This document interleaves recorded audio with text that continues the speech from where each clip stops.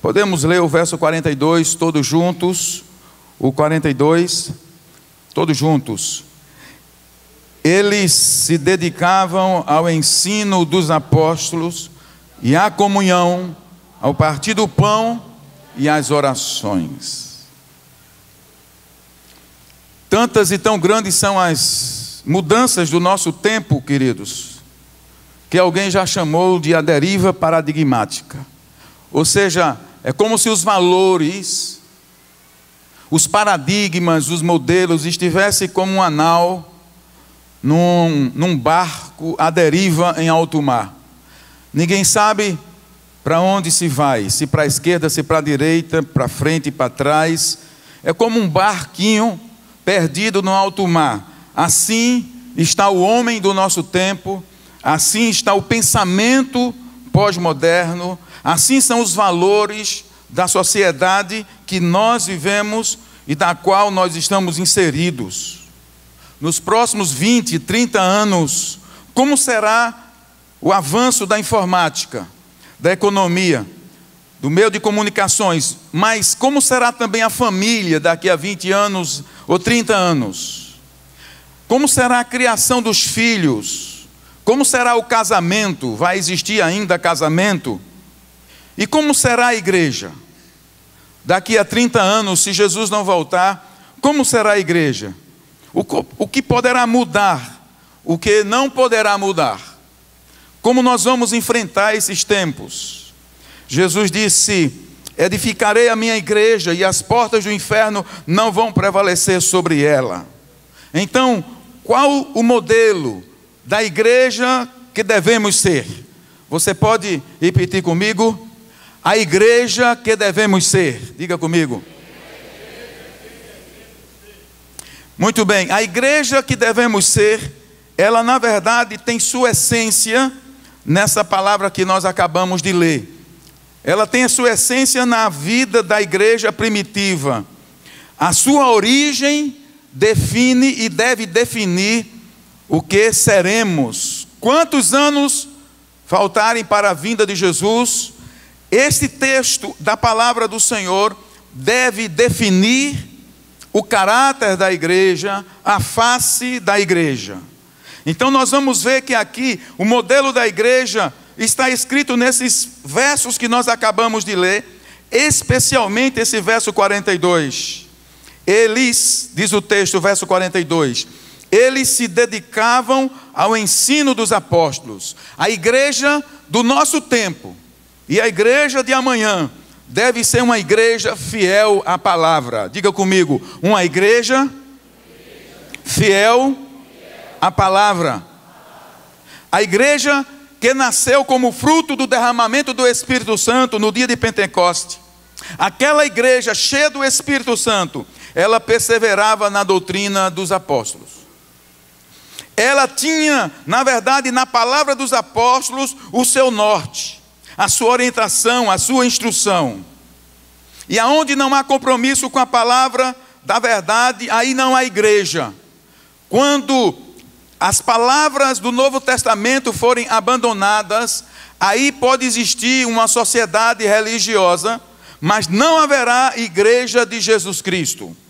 Muitas denominações que antes foram o esteio, o sustento, a estaca de missões, da evangelização, que sustentou a verdade, hoje estão cedendo às pressões de um evangelho fácil.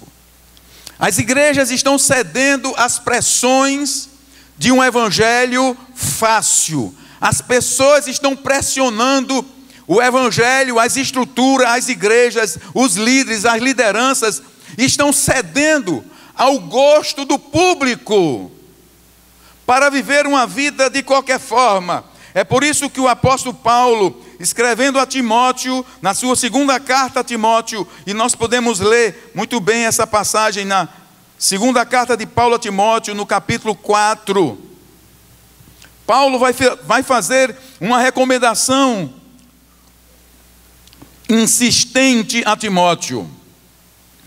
2 Timóteo, capítulo 4, ele diz assim: na presença de Deus e de Cristo Jesus, que há de julgar os vivos e os mortos, por sua manifestação e por seu reino, eu exorto Timóteo solenemente. Paulo está dizendo, eu exorto você veementemente. Pregue a palavra. Esteja preparado a tempo e fora de tempo. Repreenda, corrija, exorte com toda paciência. Com toda paciência e doutrina.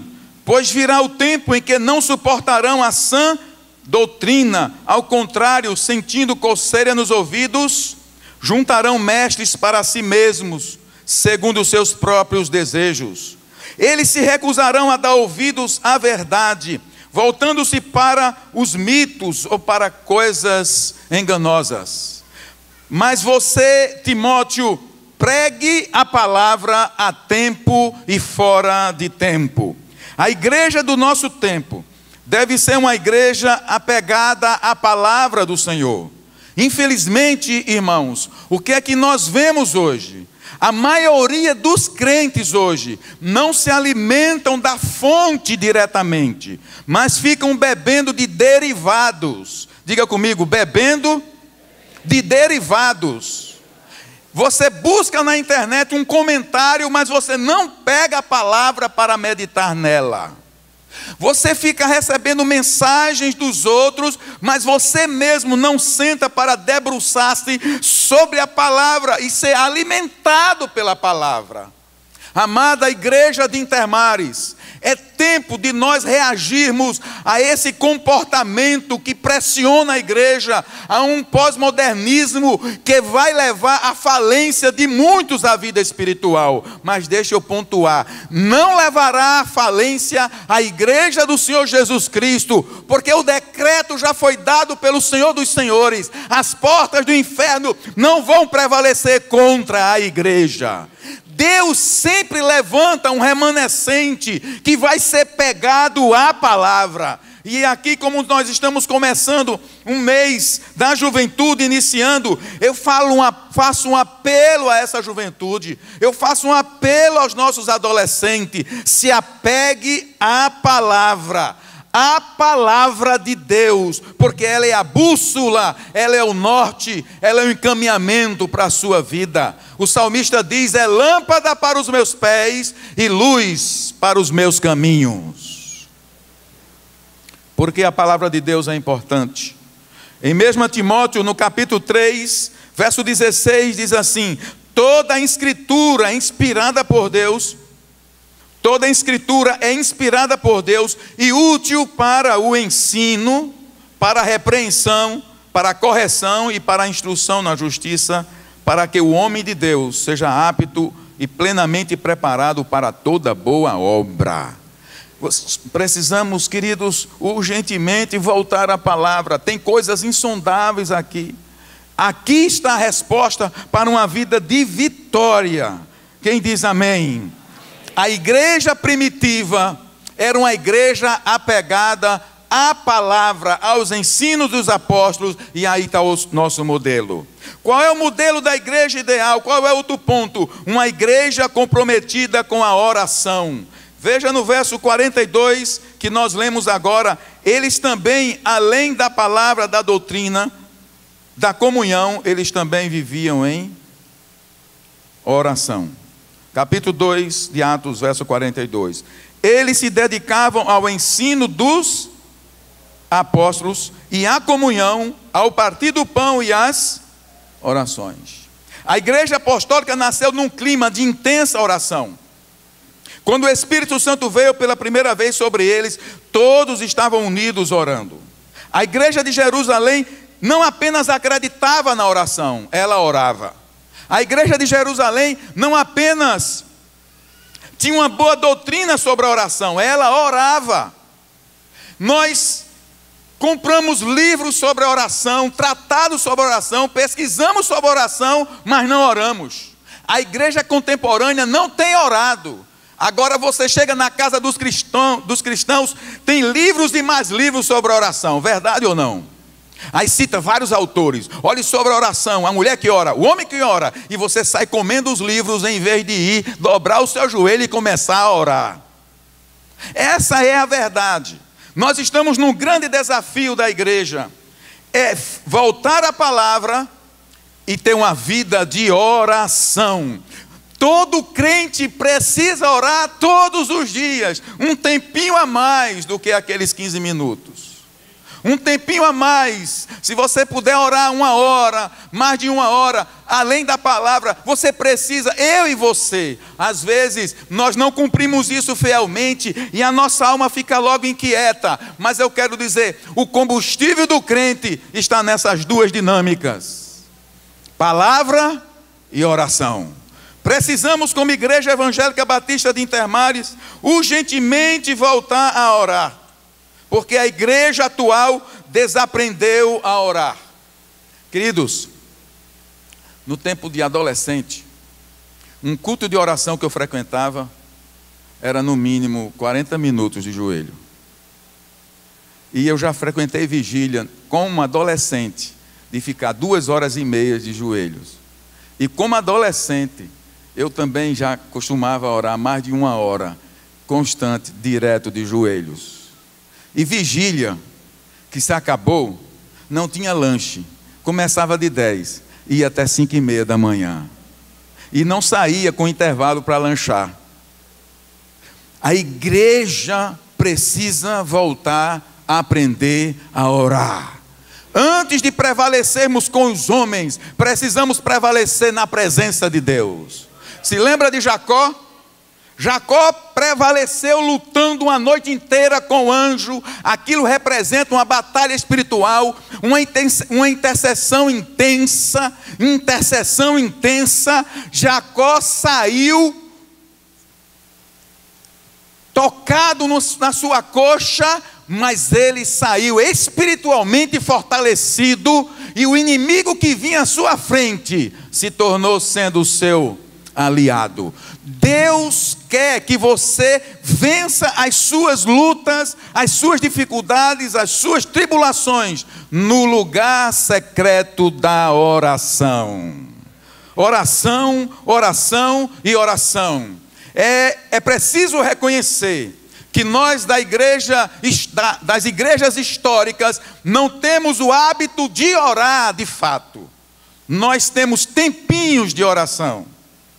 Mas nós precisamos pedir graça ao Senhor, que Ele nos leve a orar. Às vezes nós pregamos no domingo e ficamos um pouco mais formal, né? Mas deixa eu lhe dizer, você tem que reservar um tempo em oração. Tempo a sós. Eu não estou falando daquele que você está fazendo Cooper e está orando. Eu não estou falando daquele tempo que você está dirigindo e está orando. Tudo isso é legítimo, mas Deus quer que você reserve um tempo. Entre no seu quarto, no seu banheiro, no seu escritório, aonde for na sala, e dobre o joelho e diga: Papai do céu, eu estou aqui para conversar com o Senhor. A igreja primitiva, ela prevaleceu em oração. Era o oxigênio da igreja. Quando a igreja orava, os presos eram soltos, os enfermos eram curados, os endemoniados eram libertos, as portas da prisão eram abertas, portas para o evangelho eram escancaradas e a palavra de Deus prevalecia. Oração, oração e oração. A igreja primitiva também tinha outra característica. A igreja primitiva era uma igreja onde reinava a comunhão e o amor. Verso 42, eles se dedicavam ao ensino dos apóstolos e à comunhão. Diga comigo, e à comunhão. Veja o verso 43 em diante. Todos estavam cheios de... E muitas maravilhas e sinais eram feitos pelos apóstolos. Os que criam mantinham-se unidos e tinham tudo em... Vendendo suas propriedades e bens, distribuíam a cada um conforme a sua necessidade. Todos os dias continuava a reunir-se no pátio do templo, partiam o pão em suas casas e juntos participavam das refeições com alegria e sinceridade de coração. O verso 44 diz: os que criam mantinham-se unidos. O verso 46 diz: eles continuavam a reunir-se E disse: juntos participavam das refeições. Aquela igreja, na verdade, eles viviam juntos, partilhavam a vida e os bens juntos. Igreja, ontem eu estava falando aqui sobre não existe evangelho privatizado, irmãos, que é outro problema da igreja atual. Não existe evangelho isolado. Eu sou crente e vivo sozinho na minha casa, sozinho, eu não me comunico, eu não me interajo. Eu quero dizer que isso é uma distorção do evangelho.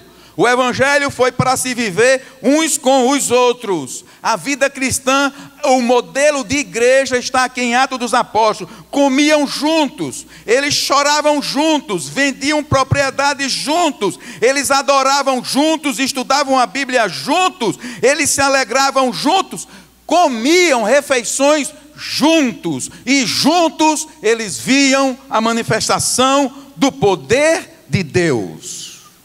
A igreja foi criada para viver em unidade.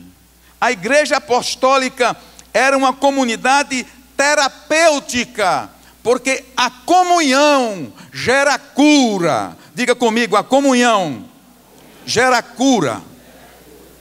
Nós vivemos numa sociedade ferida, numa sociedade isolada, isolada no individualismo exacerbado, uma sociedade quebrada pelo pecado. As pessoas vivem confusas, porque estão isoladas. E o que acontece? Satanás tem dominado as mentes das pessoas, porque nesse isolamento elas ficam perturbadas emocionalmente.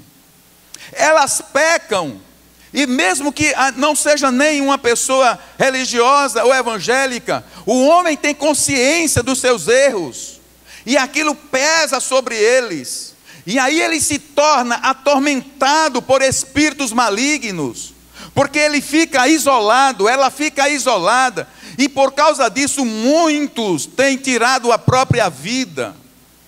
Jesus sabia disso, proibiu o isolamento. Igreja é comunhão, igreja é corpo, igreja é família, porque quando a pessoa está perturbada com um determinado problema, o irmão chega, escuta aquele problema e diz: irmão, te anima, Deus não te desprezou por isso, levanta a cabeça, porque eu vou orar por você, e os seus pecados serão perdoados, e o Senhor vai te regenerar, e aquela palavra abençoada traz cura àquele coração, e ela se levanta em fé, e vai caminhar de vitória em vitória. É o que o discipulado 1 a 1 se propõe a fazer, é ser um amparo. O discipulado 1 a 1 se propõe a ser uma cobertura espiritual, uma ajuda de um irmão mais velho. Nós precisamos dessa ajuda, nós precisamos disso como igreja, porque senão nós somos fadados a errar, a desviar o caminho, a se isolar e ficar como uma vítima de Satanás. Mas a igreja é ajuntamento, a igreja é comunhão, a igreja é tomar café junto, é almoçar junto, é ir para a praia junto, é jejuar junto, é orar junto, é chorar junto e sorrir juntos. A igreja precisa entender isso, que quem criou a igreja foi Jesus. Foi através de Jesus, mas estava lá nos planos eternos do Pai, para que ela fosse esta unidade.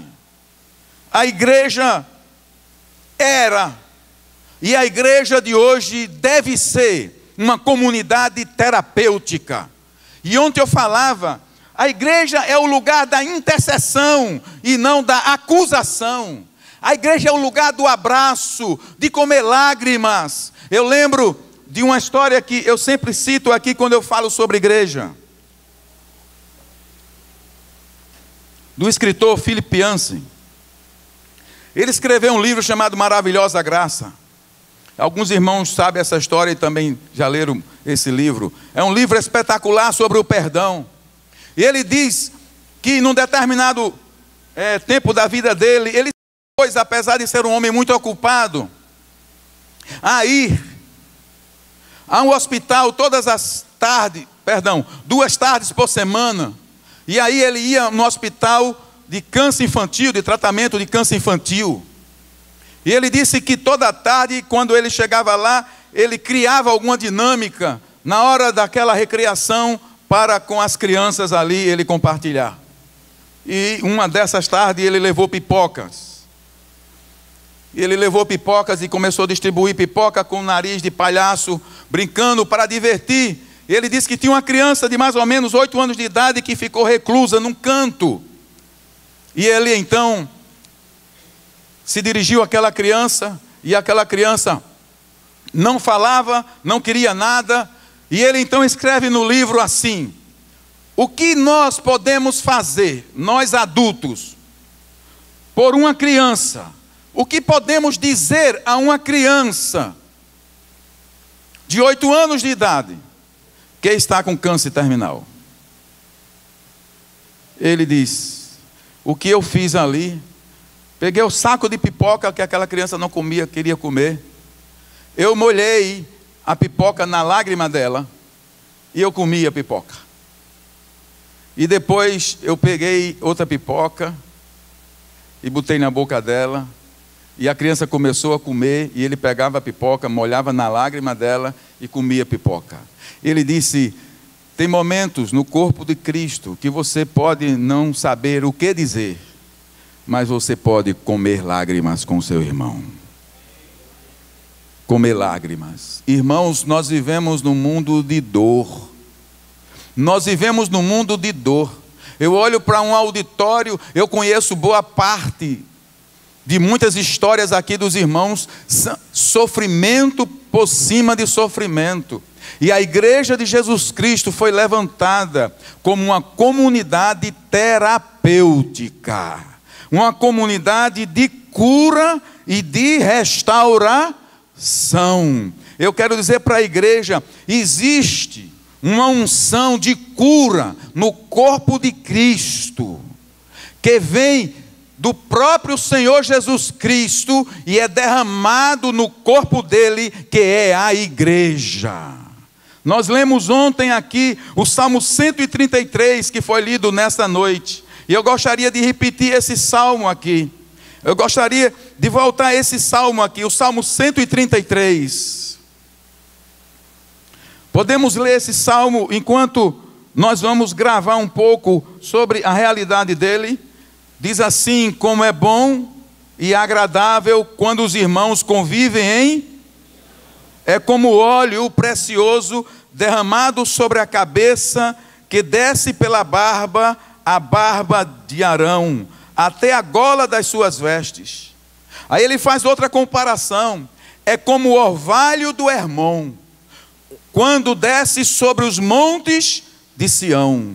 Ali o Senhor concede a bênção da vida para sempre. Sabe, irmãos, o nosso Deus é um Deus que tem prazer em abençoar. O nosso Deus é um Deus que tem prazer em dar vida. O nosso Deus é um Deus que tem prazer em sarar, em curar as almas. Ele tem prazer em ver seus filhos alegres. Aqui você tem um salmo que está dizendo: a união dos irmãos é um lugar onde o Senhor ordena a bênção. Se você pegar o primeiro versículo e o finzinho do último, você vai juntar isso. Aí, aonde há união, o Senhor ordena a bênção. Mas deixa eu pegar o primeiro verso. A união é como um óleo precioso derramado sobre a cabeça. Aqui é uma referência à unção. Existe uma unção de cura derramada no corpo de Cristo, que flui da cabeça do corpo, que é Cristo. Veja o que Lucas capítulo 4, verso 18 e 19 diz. Lucas capítulo 18, verso 19. Jesus chega, Lucas 4, 18 e 19.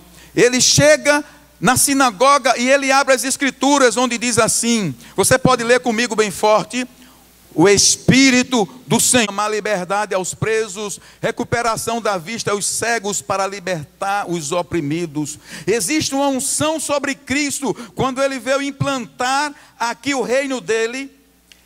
O Espírito ungiu Jesus com Espírito e poder. O Espírito Santo foi o precioso óleo, foi o unguento que desceu sobre a cabeça de Jesus, foi derramado sobre ele. Atos dos Apóstolos, capítulo 10, verso 38 também, vai fazer referência a essa unção de Cristo. Atos, capítulo 10, verso 38. Atos 10, 38. Como Deus ungiu a Jesus de Nazaré com o Espírito Santo e como ele andou por toda parte fazendo bem e curando todos os oprimidos porque Deus estava com ele. Diga unção. A unção estava sobre Jesus.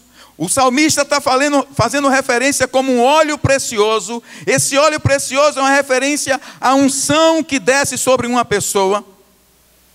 E o Salmo 133 vai dizer que a união entre os irmãos é como esse óleo precioso que vem sobre a cabeça de uma pessoa. E a bênção do Senhor repousa sobre aquela pessoa.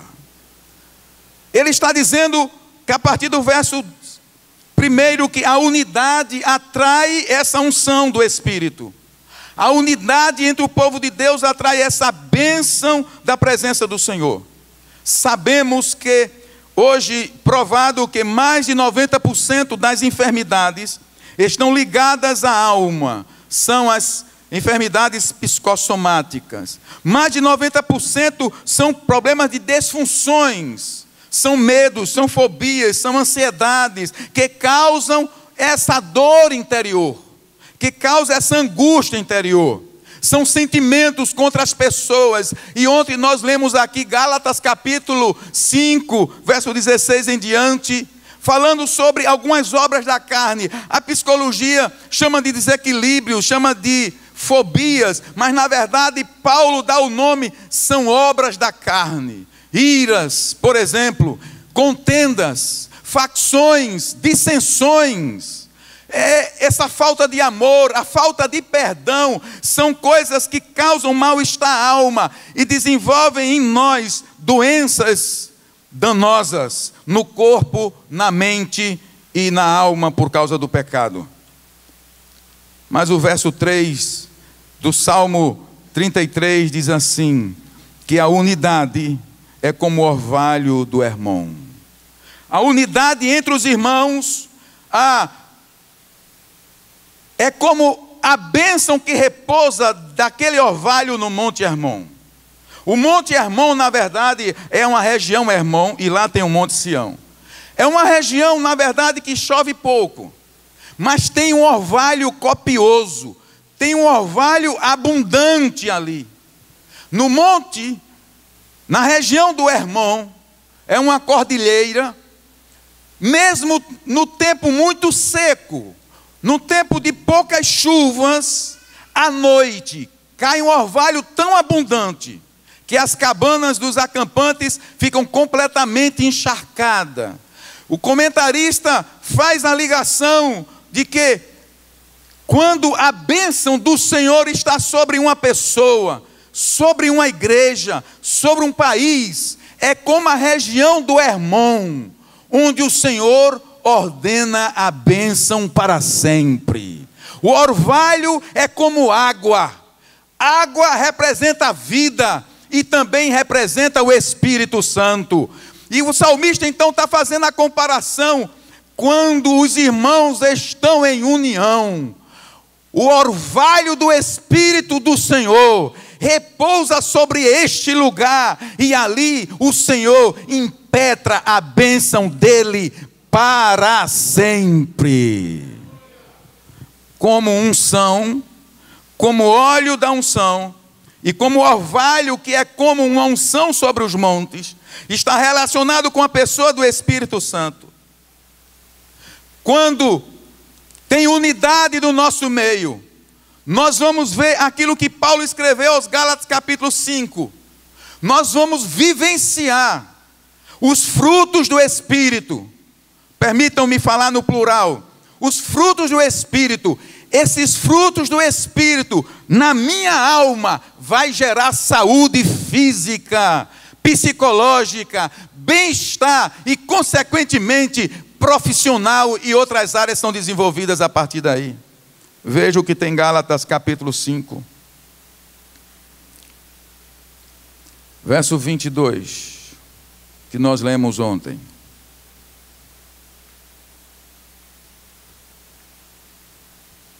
Gálatas capítulo 5, verso 22. Ao contrário das obras da carne, que nós não citamos, mas aqui está o apóstolo dizendo: quando a unção do Espírito está presente, o resultado disso, verso 22, é o que, irmãos? O primeiro resultado? Está fraco. O primeiro resultado é? Amor. O segundo resultado? Alegria. E o terceiro? Quando uma alma desfruta de amor, de alegria, de paz, ele vai bem com Deus e vai bem com os homens, e a sua alma terá descanso. Aí ele terá uma mente de repouso, ele está em paz com os seus irmãos, ele destila amor, porque na verdade dentro dele há uma unidade com Deus, e essa unidade vai se estender ao próximo, ao seu irmão. O óleo precioso da unção significa o Espírito Santo derramado sobre nós. Essa presença traz cura como resultado do fruto do Espírito. Quando ele vem, você tem amor, alegria, paz, paciência, amabilidade, bondade, fidelidade, mansidão e domínio próprio. Aí está a consequência de uma vida que está conectada com o Senhor e está em paz com o seu irmão. O orvalho do irmão foi associado ao óleo precioso da unção. E eu quero dizer, queridos, que uma das características da igreja primitiva era o amor, era a unidade, era a afeição mútua. Vida longa e prosperidade material e espiritual eram os ideais do povo de Israel. Se você olhar lá em Deuteronômio, você vai ver tudo isso. Deus prometendo.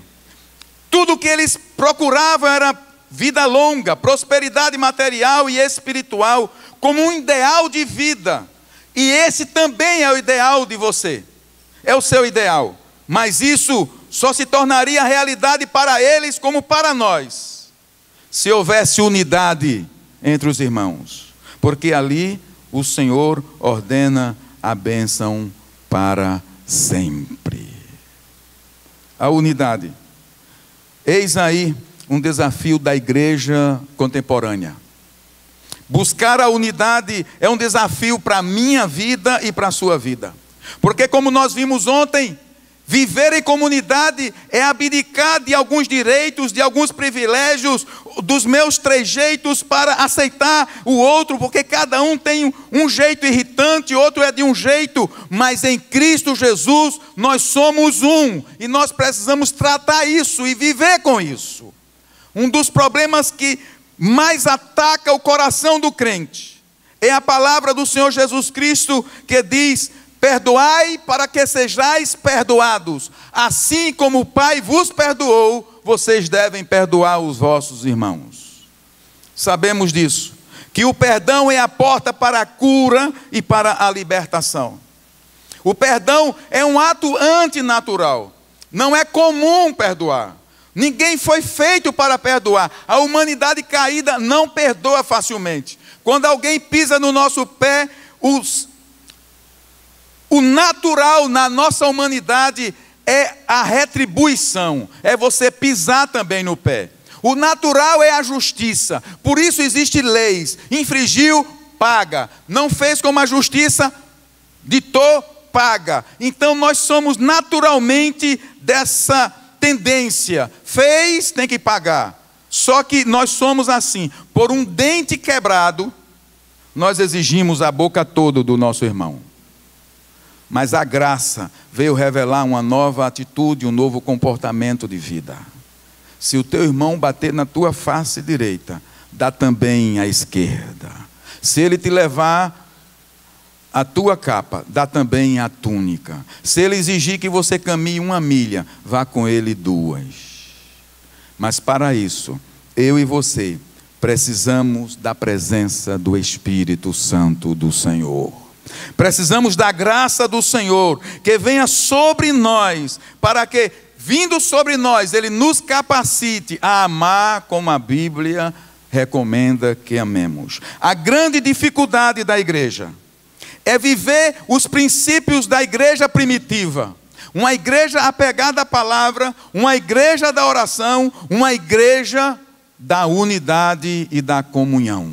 Irmãos amados, o que nós mais precisamos é da aceitação, é da ajuda, é da mão do outro. Todos nós precisamos do nosso irmão. Você é importante para a igreja e a igreja é importante para você. Quando você chega no domingo, você pode olhar a estrutura da igreja e ver um pastor pregando de paletó, ar-condicionado funcionando, mas tudo isso aqui está acontecendo porque um está dando contribuição ao outro, ajudando ao outro, e aí nós formamos tudo isso aqui. Não é uma empresa, não é uma organização, é o corpo vivo de Cristo, é uma família que ajuda-se mutuamente, colabora-se mutuamente para que o nome do Senhor seja conhecido e engrandecido. Nisso conhecerão todos que sois meus discípulos, se vos amardes uns aos outros. Eu encerro com a palavra de Paulo aos Romanos, capítulo 12, verso 9 em diante. Romanos, capítulo 12, verso 9 em diante. O louvor pode aproximar-se. Podemos ler junto esse texto com toda a igreja? Bem forte. 2, 3. O amor deve ser sincero. Odeie o que é mal. Apegue-se ao que é bom. Dediquem-se uns aos outros com amor fraternal. Prefiram dar honra aos outros mais do que a si próprios. Nunca lhes falte o zelo. Sejam fervorosos no espírito, sirvam ao Senhor. Alegrem-se na esperança, sejam pacientes na tribulação, perseverem na oração. Compartilhe o que vocês têm com os santos em suas necessidades, pratiquem a hospitalidade. Abençoe aqueles que os perseguem, abençoe e não os amaldiçoe. Alegrem-se com os que se alegram, chorem com os que choram. Tenham a mesma atitude uns para com os outros. Não sejam orgulhosos, mas estejam dispostos a associar-se a pessoas de posição inferior. Não sejam sábios aos seus próprios olhos.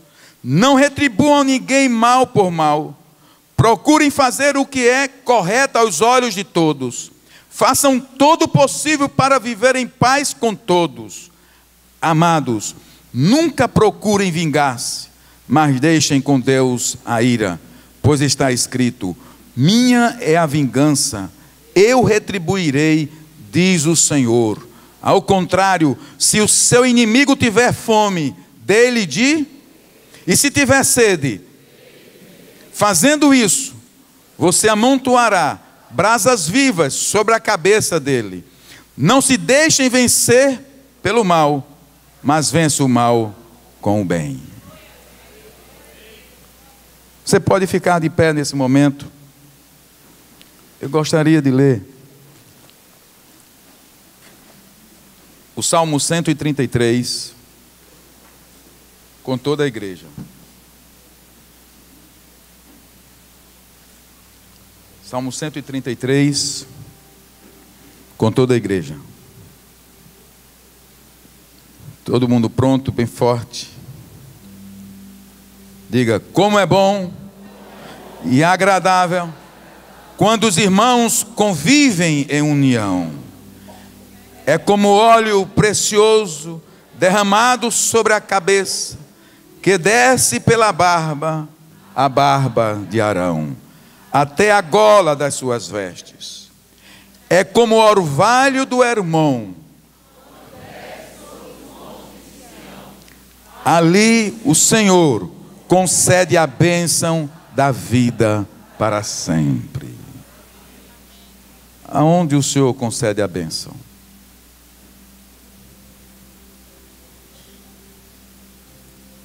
Aonde a bênção é perpétua. Aonde há unidade.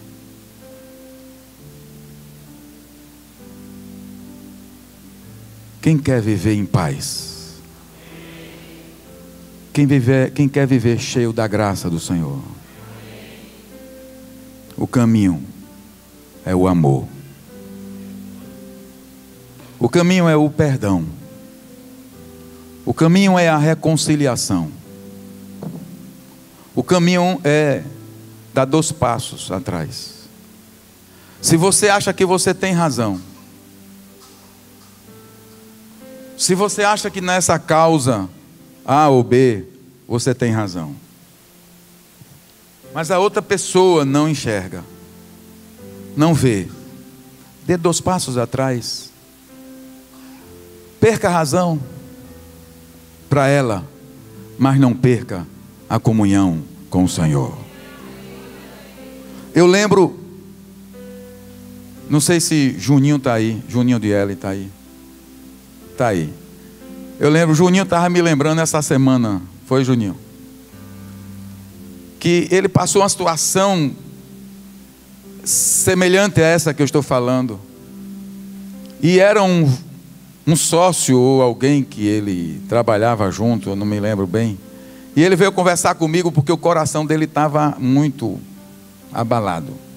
A pessoa estava tirando uma vantagem em cima dele, irmãos, de muito dinheiro.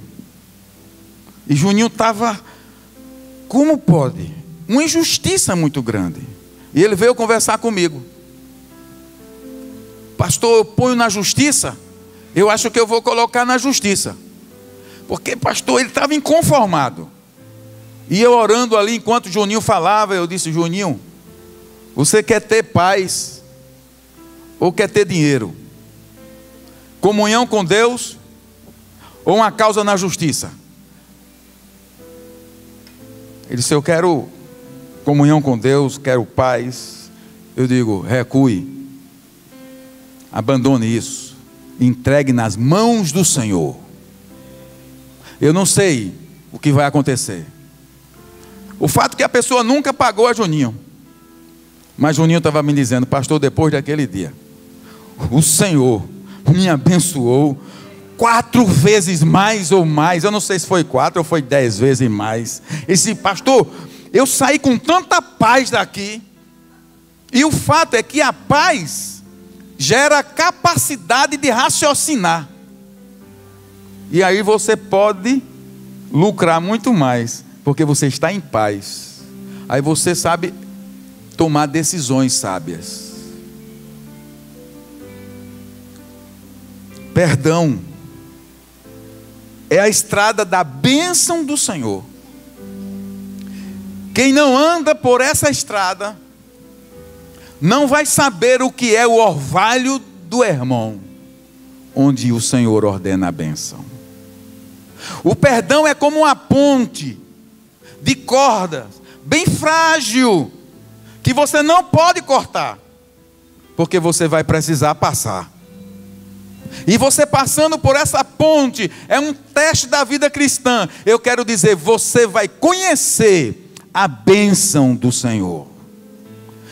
Para a igreja viver em unidade, tem que passar pelo caminho do perdão, da aceitação.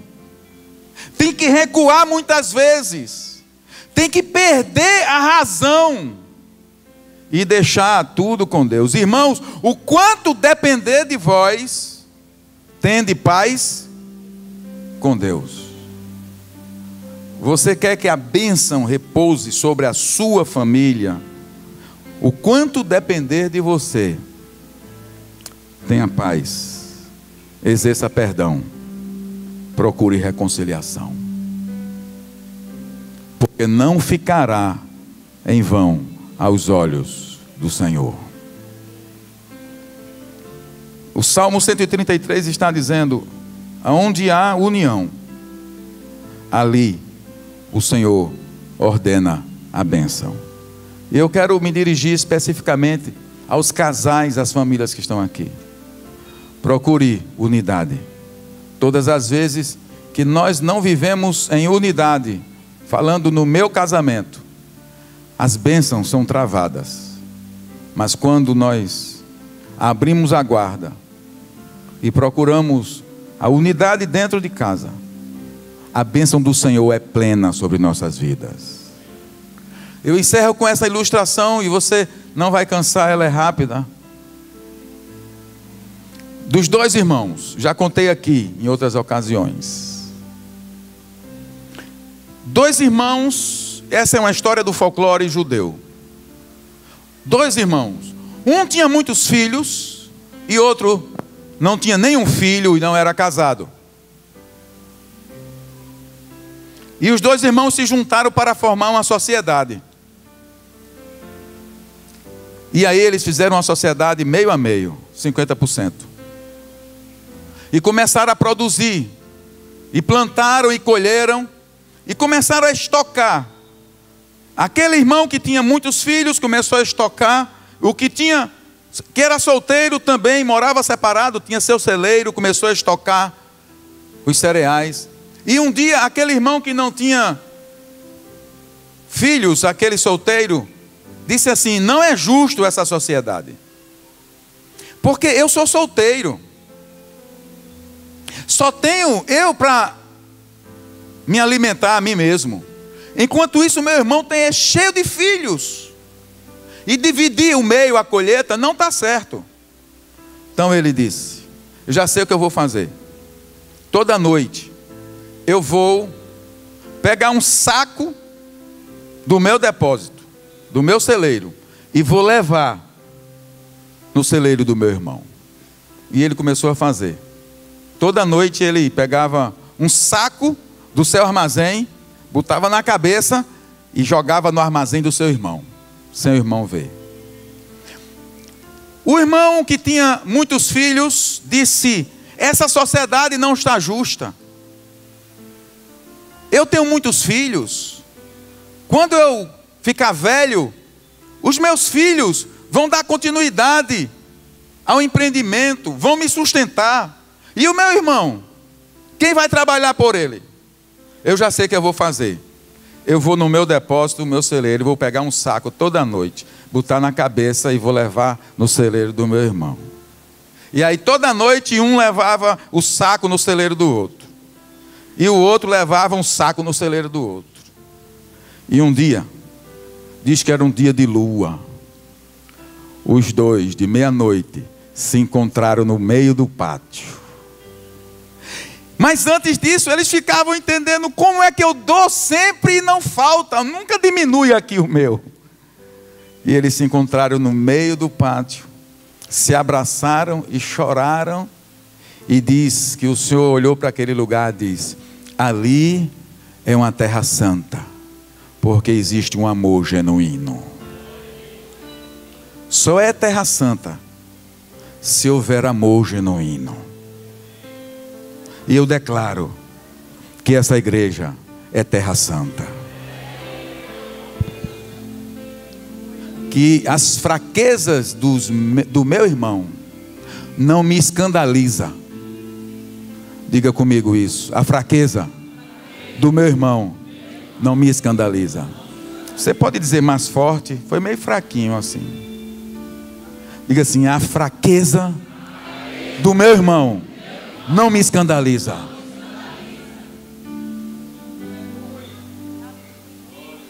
Porque eu estou aqui, diga, para ajudá-lo. E quando eu precisar, serei ajudado. Quem dá um amém? Amém. Glória a Deus. Aleluia. Vamos louvar o Senhor.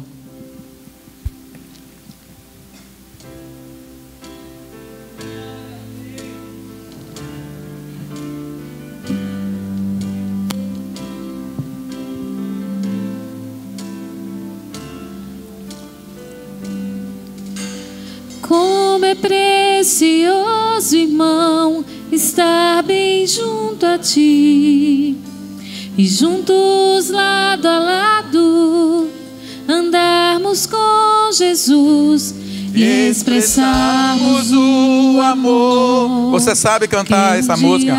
Ele nos deu pelo sangue no Calvário. Sua vida trouxe a nós a aliança do Senhor. Eu tenho com você, não